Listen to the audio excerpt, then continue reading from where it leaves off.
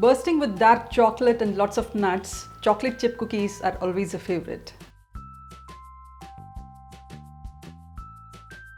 These are really easy as they are made with melted butter, so it's a good choice of a recipe for a beginner to try.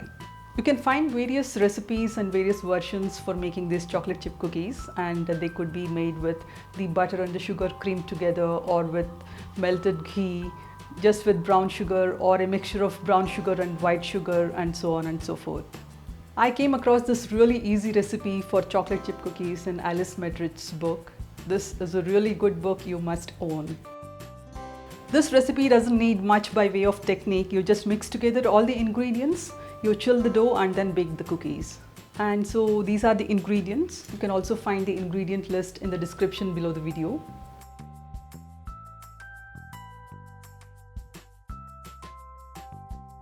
We have some soft unsalted butter, some brown sugar. Please use good quality brown sugar for good taste.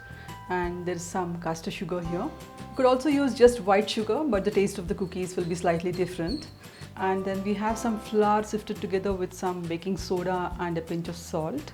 And then we have some egg here, and we have some vanilla here. And for the stir-ins, you could use toasted walnuts and some dark chocolate chopped up, or even chocolate chips if you have some good quality ones. You could also use butterscotch chips and pecans, or even white chocolate and pistachios, anything you please.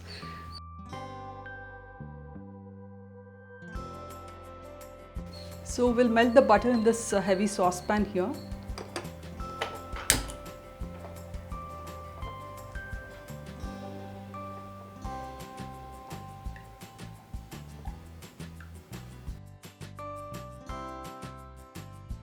And when the butter is still warm, we add the sugar, both the white and the brown sugar. Just stir it in.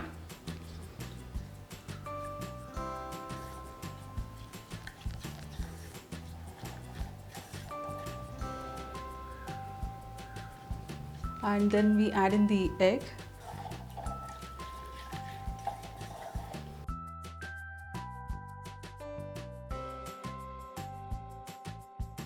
And the vanilla.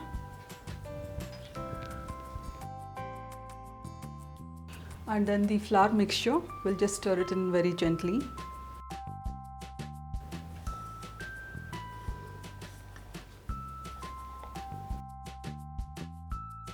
We need to stir till just all the dry ingredients are moistened. We do not want to overmix this.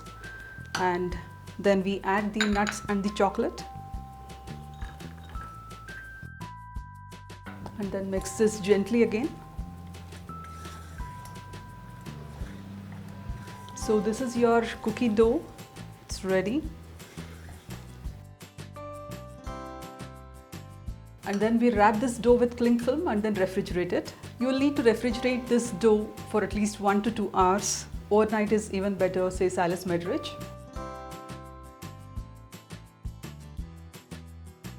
The dough will be quite soft now, and it will firm up once it is refrigerated.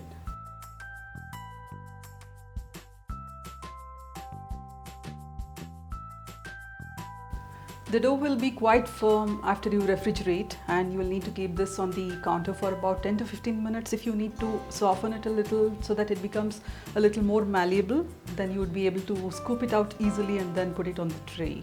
And this is the sheet for baking the cookies. I have lined this with aluminum foil with the dull side facing up.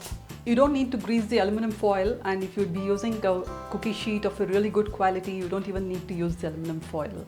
And if you grease the tray when the recipe directs you not to, your cookies will spread too much, so do not do that. And so now we'll scoop out the dough using a tablespoon. We'll take rounded tablespoons of this dough and then drop it on the baking sheet.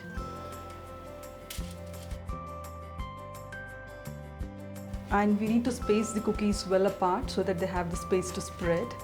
And we'll flatten them a little bit, just a tiny bit.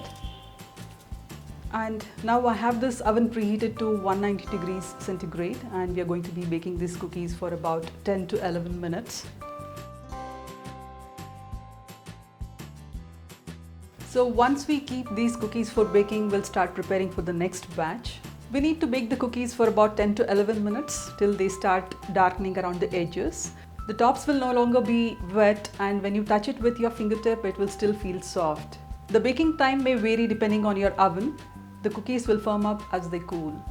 If in doubt, bake the cookies less than for more time because the cookies will harden as they cool. And if needed, you could always put the cookies back into the oven for a minute more if you think they need to bake a little more. If baking the cookies in an oven toaster griller, you'd have to rotate the trays halfway in between. It's always a good idea to bake a small test batch of cookies to see how long they will take to bake and how you would like them. Cool the cookies completely, taste them, see the texture, and then bake the rest of the cookies accordingly. So after about 10 minutes, the cookies are baked and I'm going to be taking them out from the oven.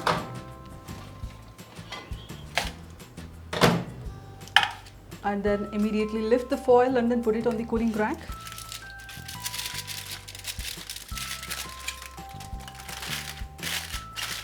If you leave the cookies on the hot baking sheet, they'll continue to cook and harden further, so we do not want that. Let them be there for a couple of minutes and then remove them onto the cooling rack to cool completely.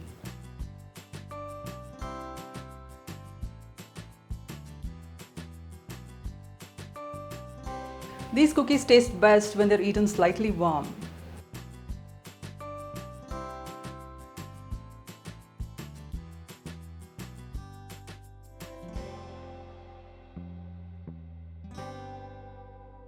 Please do try these cookies and let me know how you like them. Lots more recipes and lots of tips coming up on Cakes and More. Please subscribe, please stay tuned.